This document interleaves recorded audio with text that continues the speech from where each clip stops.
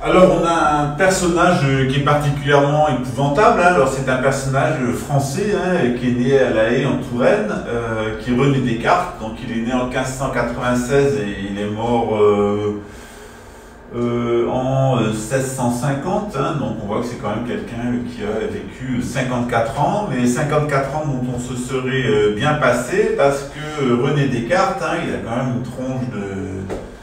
faut le dire quand même, de dégénérer, hein, bien le regard bas, niaiseux, c'est vraiment l'abruti de service. Alors c'est un grand homme du monde moderne, hein, généralement tous les hommes du monde moderne, eh ben, c'est des cancrelats. Donc le monde moderne adore les cancrelats et on va passer en revue un certain nombre de cancrelats. Alors ce cancrelat-là, il est un petit peu plus nocif que le cancrelat précédent, c'est-à-dire Calvin et Luther, hein, parce qu'on arrive finalement à ça à cause de ce qu'on a vu précédemment avec Calvin et Luther. Alors on a une personne qui va faire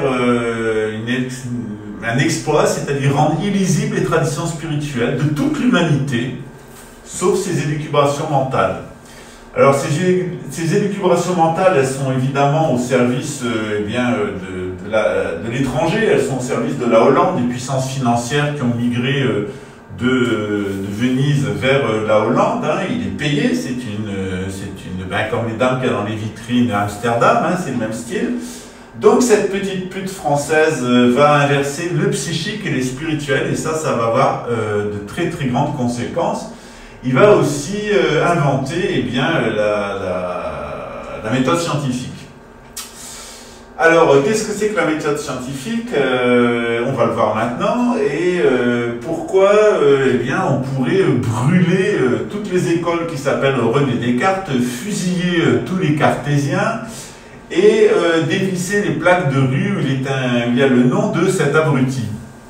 Alors on va le voir pourquoi. Tout simplement, dans les sociétés traditionnelles, toutes sans exception, on considère que tout ce qui est solaire et qui est lié aux 12 constellations du zodiaque, tout simplement, c'est ce qui spire, comme notre galaxie qui est en spirale. Donc il y a une spiration, hein, des étoiles autour, c'est la spiritualité. Ce sont donc les réalités métaphysiques qui spirent dans le ciel et qui ne sont autres que les étoiles et les planètes, les luminaires, dont le mouvement est effectivement en spirale. Tout à fait en bas, il y a la Terre avec les 4 éléments. Et ces 4 éléments, ils composent la matière, hein, voilà. Donc on a un 5e élément qui sont ces brillances au-dessus, hein, et puis l'espace, et puis on a les 4 éléments de base, hein, qui sont ici sur notre sol, c'est-à-dire l'air, hein, qui circule, le feu, l'eau et le résidu de tout qui est la terre. Donc on a une décomposition, on a l'air à l'origine, hein, il y a l'air qui fait du battement à l'intérieur de l'espace. Puis l'air en se frottant génère du feu, hein. Le feu, à cause des différences entre le haut et le bas, la droite, la gauche, et l'intérieur et l'extérieur, génère de l'eau, hein, par effet de condensation. Et puis tout à fait en bas, il y a la Terre qui apparaît, qui est l'élément le plus solide et le plus concret, et donc le plus dégénéré, le plus éloigné de son prototype métaphysique, qui est donc les brillances de la spiritualité. Entre les deux, il y a l'âme, hein, l'âme humaine. Alors l'âme humaine, elle est anima, elle est animée, hein, elle n'anime rien. Et elle est donc le résultat d'un croisement entre les autres. Donc d'un côté, il y a cette spiration des étoiles, d'autre côté, il y a le jeu des éléments, et entre eux, l'âme humaine va diriger son consentement. Alors traditionnellement, on pense que la matière est gérée par la Lune, notamment la fertilité. Ce sont les cycles lunaires avec les 4 phases de la Lune qui sont liées aux 4 éléments. Et puis en haut, il y a les 12 constellations du zodiaque qui sont liées au Soleil. Et entre le Soleil et la Lune, on a 5 planètes. Au centre, on a la planète Mars qui dirige la volonté de l'âme. Au-dessus, on a une planète d'accumulation et une planète de dispensation. Accumulation Vénus, dispensation Mercure, hein, qui mène au Soleil. Et puis en bas, on a, en dessous de Mars, on a Jupiter et Saturne. Alors Jupiter, le dispensateur matériel, hein, le père de la loi, Et puis Saturne qui est tout à fait en bas, qui est le lieu d'accumulation, notamment le lieu d'accumulation des mémoires. Voilà, et en bas, tout à fait en bas, on a la Lune. Donc on a un ensemble que vous connaissez bien, qui est donc au sommet le cercle des 12, en bas le carré des 4, notamment des 4 casses, en haut des 12, les 12 tribus d'Israël, 12 travaux d'Hercule, etc. Et entre les deux, vous avez 2 luminaires, le Soleil et la Lune, et 5 planètes, donc Mercure, qui est très proche du Soleil, puis Vénus, ensuite la Terre, évidemment qui ne compte pas, mais Mercure, qui est là pour diriger la volonté, et puis on a ensuite Jupiter, le père de la loi, et puis Saturne, la grande accumulatrice d'un point de vue matériel. Donc on va trouver ça traditionnellement dans toutes les traditions spirituelles. Alors on a par exemple, eh bien, dans le christianisme, on a Vénus et Mercure, c'est donc le Christ et la Vierge, hein, et Dieu le Père, le Soleil. Et puis en bas, par exemple, dans la philosophie grecque, eh bien, on va avoir Jupiter, Zeus, hein, le père de la loi, son père Chronos, hein, donc c'est Saturne, et puis tout à fait en bas, et bien, associé à la Lune, on a Uranus, hein, qui est la voie des ancêtres, ou alors rien à voir avec la planète Uranus, et donc la voie des ancêtres où est accumulé ce que les hindous appellent le karma, c'est-à-dire les mémoires des vies précédentes, c'est la voie des ancêtres, et dans le soleil, c'est la voie des dieux. Alors cet ensemble Terre, espace intermédiaire, espace céleste, c'est ce que les hindous, enfin ce que les extrêmes orientaux, les Chinois appellent la grande triade. C'est aussi sur cette structure qu'est composé l'être humain avec son cycle solaire descendant, son cycle lunaire montant, et puis son cycle, et puis l'espace entre les deux. On y reviendra une autre fois à propos du Kundalini Yoga. Donc, généralement, on a la spiritualité qui est liée au ciel, aux 12 constellations du zodiaque, la matière qui est liée aux 4 éléments, et entre les deux, l'âme, qui est donc liée à notre volonté, qui est dirigée par Mars, avec donc ces 2 planètes de dispensation, ces 2 planètes d'accumulation. Accumulation spirituelle et accumulation matérielle. Alors Descartes, lui, il a tout simplement, donc on associait l'esprit à la spiritualité, l'âme à notre psychisme, nos émotions et nos pensées, et puis à notre corps, eh bien, les 4 éléments, et on va déterminer 4 natures chez l'être humain. Voilà, on verra ça en médecine spagyrique, en médecine holistique médiévale. Alors Descartes fait l'exploit absolument inouï d'inverser le psychique et le spirituel, ce qui introduira la notion d'animus, d'ailleurs plus loin de Jung. Alors qu'est-ce qu'il nous fait ce crétin de Descartes? Eh bien, il nous dit tout simplement que, eh bien, non, il y a une âme qui est éternelle, qui est près de Dieu, dit-il, et qui est logée dans la glande pinéale. Et puis, en dessous, il y a l'esprit. Alors l'esprit, il y a un esprit rationnel, c'est toutes nos pensées qui peuvent compter. Compter, ça vient de ratio, hein, n'est vrai que ce qui peut être compté. Et puis ensuite, il y a ce qui est flou, ce qui est un peu vaseux, qui est un peu pour les idiots, qui est les émotions. Alors quand on va vers l'âme, on est dans les émotions, la religion, voilà, on est un peu cinglé. Puis quand on va vers la matière, on a raison, on descend dans la matière, on peut compter, on peut mesurer. C'est le principe du rationalisme, de la rationalité, n'existe et n'est vrai et n'est palpable et n'est réel que ce qui est matériel. Alors dans les traditions spirituelles, c'est contraire. La matérialité, c'est une illusion sensorielle, et ce qui est réel, c'est seulement les réalités métaphysiques. Donc on a cette extraordinaire inversion du psychique et du spirituel, hein, où en fait la religion traite de quelque chose, d'une âme éternelle qui n'existe pas dans le christianisme, et puis puisque l'âme peut mourir, elle peut aller en enfer, être damnée, hein, et être annihilée, donc une hérésie de plus. Et puis Descartes, sur cette base, nous dit cogito ergo sum, donc je pense, donc je suis. C'est-à-dire, à partir du moment où j'ai une activité mentale, notamment une activité de comptage rationnel, avec la petite calculette, que je suis dirigé vers la matière, qui est la seule réalité, eh bien, je suis un être rationnel et intelligent. Les autres sont des imbéciles qui sont dans les émotions, les rêveries de la religion. Alors ça ouvre la porte à tout ce qui va se passer après. Et il invente évidemment la méthode scientifique, c'est-à-dire on fait des petites expériences, on a un postulat de base, hein, qui vient, c'est comme le freudisme, vous allez voir Freud, on ne sait pas qui l'a initié, mais et qui l'a psychanalysé, enfin si on le sait, mais ils ne le disent pas. Et puis pour être psychanalyste, il faut avoir été psychanalysé, alors on se demande bien les premiers psychanalystes par qui donc ont-ils été psychanalysés? Tout ça, c'est la pensée magique. Hein. La modernité, c'est de la sorcellerie, c'est de la pensée magique. Il n'y a rien de plus con, il n'y a rien de moins original. Mais ça plaît aux crétins de service parce que le paysan abruti, le fils de paysan abruti qui veut pas rester au cul des vaches et qui est con comme une bite, il faut bien lui servir des imbécilités comme ça pour en faire un commerçant et en faire un zombie du nouvel ordre mondial. Voilà. Alors Descartes, il nous invente donc la méthode scientifique. La méthode scientifique, c'est qu'on va essayer quelque chose en laboratoire à partir d'un postulat.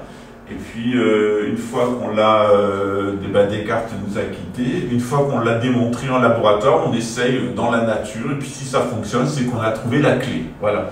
Alors c'est comme ça que, par exemple, on a testé des OGM pendant 6 mois sur des rats, et on a dit des OGM, ça ne nuit pas à la santé, sauf que quand on l'a fait sur 3 ans, eh bien, les rats ont développé donc des tumeurs cancéreuses. Alors si tu veux bien rallumer... Oui, tu sais pas comment faire. Attends, j'arrive.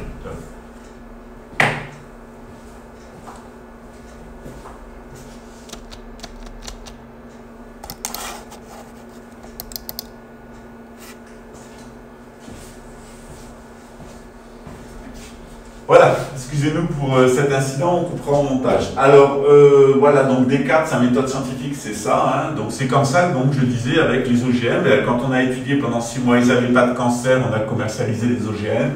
Sauf qu'en grand secret, on a essayé pendant 3 ans, on a vu que tous les rats qui prenaient des OGM développaient des tumeurs cancéreuses. Alors bien évidemment, impossible de faire des expériences parce que tout est verrouillé. Maintenant, avec l'argent, la science est complètement verrouillée par l'argent. La science, elle est là au service de 3 grandes idéologies qui sont Big Pharma, la machine à dépeupler, c'est-à-dire la guerre, et puis l'usine à gaz pour nous pourrir la vie, c'est-à-dire l'administration. Voilà.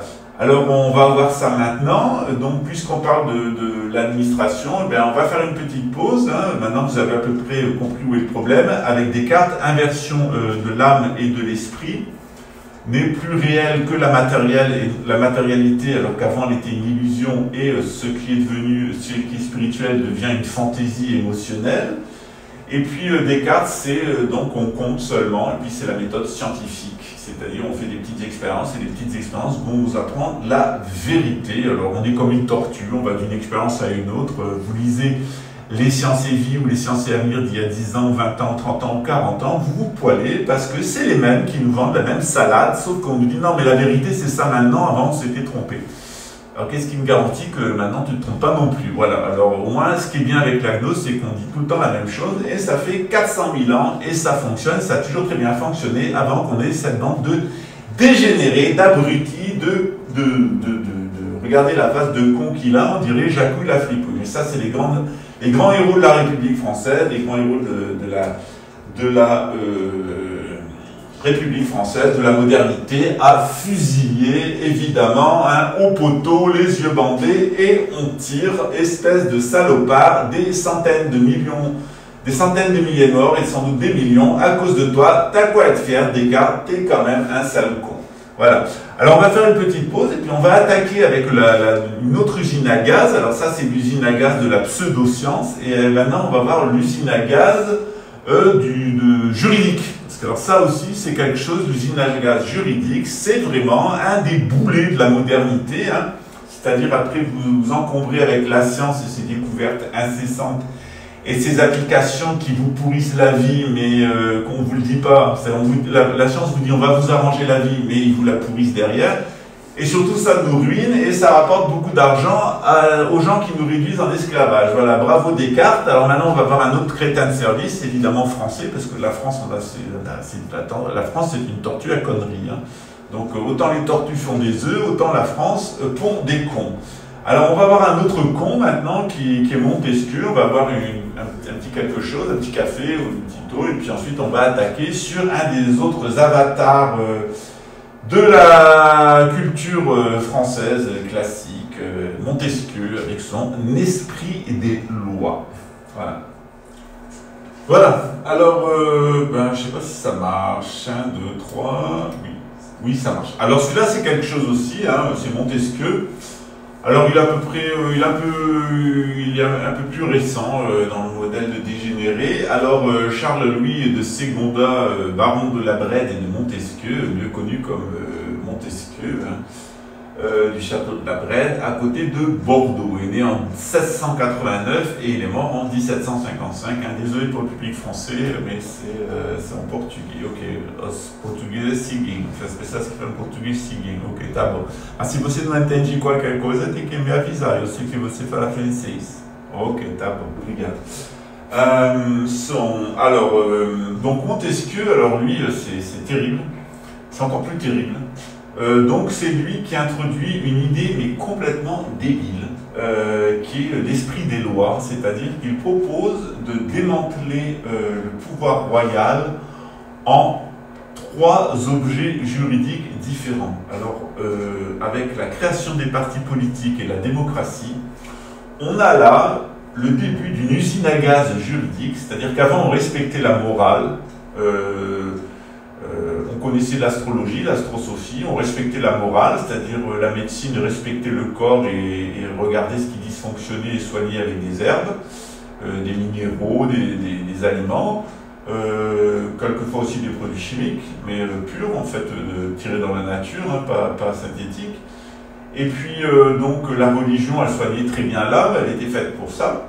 Et puis la société elle s'organisait en fonction de la foi religieuse. En particulier, le judaïsme avait créé des grands principes, puis il avait hérité de deux instruments. Il avait hérité du droit juif, donc de la Torah, et puis il avait hérité aussi du droit romain.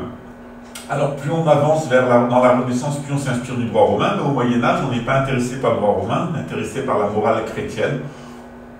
On pardonne, on aide son prochain, on suit en fait la morale des évangiles. Alors cette morale, elle veut que le roi, il reçoit son mandat du pape, et le pape le reçoit lui-même de l'empereur, donc il y a l'empereur du Saint-Empire romain germanique, et puis les rois lui prêtent allégeance, et le pape le reconnaît en tant qu'empereur. C'est l'organisation traditionnelle dont on parlera à propos de René Guénon et donc de l'autorité spirituelle et du pouvoir temporel, de la grande triade, et puis de la théorie du pouvoir dans la synarchie. Alors Montesquieu, lui, il propose en fait, de dépecer le pouvoir royal en 3 objets. Donc le pouvoir de faire les lois, le pouvoir législatif, le pouvoir de les exécuter, c'est le pouvoir exécutif, et le pouvoir de sanctionner, c'est le pouvoir judiciaire. Alors que le roi, en fait, le roi demandait respecter la morale, c'était évident. Il demandait au peuple, si quelquefois il y avait des correctifs à faire localement, alors soit en rendant la justice, soit en prenant un édit royal, où par exemple on accordait un privilège à une personne, une exemption à une personne, soit une exemption fiscale, soit une exception de devoir. Et puis donc c'était la noblesse qui assurait l'exécution donc des lois, enfin plutôt de la morale, hein, qui veillait à la morale. Alors lui, il nous amène une usine à gaz absolument sordide et terrible.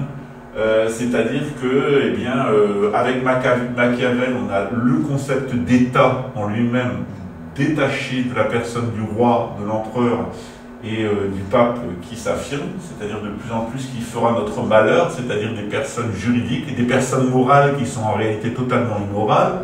Il n'y a pas plus immoral que l'État français, il n'y a pas plus immoral qu'une multinationale, il n'y a pas plus immoral qu'une personne de droit, commercial notamment, puisque son but c'est le lucre, c'est-à-dire de faire du fric, ce qui est vu comme quelque chose de particulièrement immoral pendant toute la période médiévale et même généralement dans les sociétés traditionnelles où on n'est pas sur terre pour s'empiffrer, pour se blinder de fric et pour exploiter les autres, mais on est sur terre pour préparer son âme à l'au-delà, pour vivre dans une dimension plus agréable que la dimension terrestre. Voilà. Alors Montesquieu propose donc de séparer ces 3 pouvoirs. Là, ça va avoir une conséquence fâcheuse, hein. Il va nous faire croire que c'est comme ça qu'on équilibre les pouvoirs. Alors on a un État qui devient de plus en plus laïque, de plus en plus immoral, qui est sa propre fin en lui-même. Alors ça donnera les États totalitaires, hein, le nazisme, le fascisme, le nazisme, fascisme, le marxisme, le communisme et le sionisme, hein, avec l'État totalitaire américain, c'est-à-dire le nouvel ordre mondial. Et puis, donc, il propose de séparer ces trois choses. Alors, ça va nous donner une justice qui se veut indépendante du pouvoir. On va avoir un pouvoir exécutif, c'est-à-dire par exemple celui du président et du Premier ministre en France, et puis on a le pouvoir législatif, celui de l'Assemblée nationale. Sauf qu'avec le système des partis politiques, on va avoir, alors qu'autrefois on respectait la morale et la loi était là pour donner des exemptions fiscales ou des exceptions aux devoirs, ça va être le contraire. On va créer un ensemble de droits. Alors c'est une usine à gaz. Hein. Moi par exemple, quand j'ai appris le code civil, c'était 600 pages, 580 pages. Maintenant c'est 1400. Donc en 30 ans de différence, on a une Assemblée nationale, une Union européenne qui ne cesse de nous emmerder. Donc, alors l'Union européenne parfaitement immorale, l'État français parfaitement immoral, mais par contre pour nous gaver et nous farcir le fion, excusez-moi, avec des... Je suis grossier aujourd'hui, mais tant pis, c'est comme ça, ça vous fait rire, avec des lois dont on n'a pas besoin, alors y compris des lois vides, hein, c'est par exemple quand on étudie la constitution du RSS, c'est à mourir de rire. La constitution de l'RSS, elle pose le droit à la liberté, le droit au logement, le droit au bonheur, le droit à l'épanouissement, etc. Alors c'est comme en France, on a le droit au logement, sauf qu'il y a des gens qui dorment dans la rue. Donc c'est des droits complètement théoriques. Voilà. Tout ça, de toute façon, est au service des multinationales et des grands banquiers. Donc tout ceci est une comédie construite par ce genre de crétins qui ont voulu faire les originaux, se détacher des structures traditionnelles qui sont celles de l'humanité depuis 400 000 ans, et qui au début ont voulu faire les intéressants et qui maintenant, avec des théories à la con, font qu'on est dans un état totalitaire, avec une usine à gaz, avec des juges qui veulent décider de tout et qui sont corrompus et sous influence politique, avec des hommes politiques qui créent des lois, alors c'est des usines à gaz complètement pourries et corrompues par les multinationales, et des présidents de la République et des ministres et des premiers ministres qui sont des incompétents parce qu'on dit tous que nous-mêmes, on n'a jamais été gouverné par de tels cons. Alors, si on est dans la situation actuelle, vous pouvez le remercier, encore une fois, on peut applaudir, voilà, vous pouvez le faire si vous voulez, on peut applaudir Montesquieu, hein, encore un crétin de français, salué par la République, un grand homme, un grand illustre, en réalité, un connard, voilà. Alors, on va continuer avec d'autres connards. Alors, on va continuer avec Alexis de Tocqueville, hein, de la démocratie en Amérique. Et puis, bien, on va en passer un certain nombre comme ça. Je vous en ai réservé une dizaine. Et vous allez voir absolument comment s'est construit la modernité. Voilà. Alors, l'ordinateur fait une petite pause, c'est peut-être aussi le temps pour nous de faire une autre pause. Alors bien sûr, dans votre manuel, vous allez trouver une petite fiche pour chacun de ces individus, la résumé de leur pensée, une critique de leur pensée d'un point de vue synarchique. Donc, petit à petit, vous allez vous apercevoir du monde de dingue dans lequel on vit, un monde complètement immoral, dominé par l'argent, et les gens qui sont les détenteurs de cet argent, eh bien, eux, ils ont un programme d'extermination, ils veulent 500 millions de zombies, et puis ils veulent les zombies qui resteront, qui seront à leur service, évidemment, ils veulent les transformer en ordinateurs, en robots biologiques, en attendant d'ailleurs de les accoupler avec des machines, parce que c'est vraiment pas très intéressant d'avoir une vie naturelle, c'est vraiment mieux d'avoir une vie de con. Et la modernité, de plus en plus, nous amène vers une vie de con, et je dois dire qu'elle y réussit très bien. Voilà, on fait une petite pause et puis on passe à autre chose.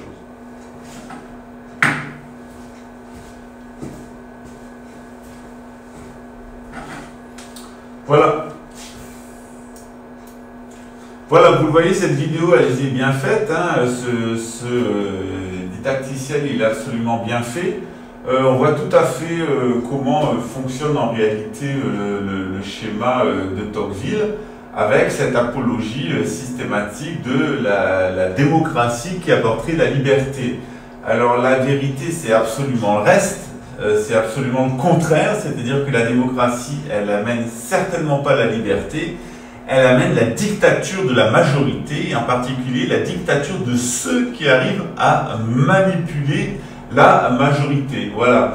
Alors, il y a encore une ou deux petites minutes dans le didacticiel, puis je vous laisse les voir, et puis ensuite on va reprendre. Et puis on va donc passer aux lumières, hein, aux idées nouvelles du XVIIIe siècle. On va parler en particulier de Adam Weishaupt et des Illuminés de Bavière et de la création du Grand Orient de France et de son rôle dans la politique française, dans la République française et dans la marche forcée des Français vers le nouvel ordre mondial et vers sa dernière idéologie, c'est-à-dire le sionisme avec son transhumanisme. Voilà ce crétin d'Alexis de Tocqueville, encore quelqu'un à fusiller d'urgence avec le reste de cette clique de psychopathes.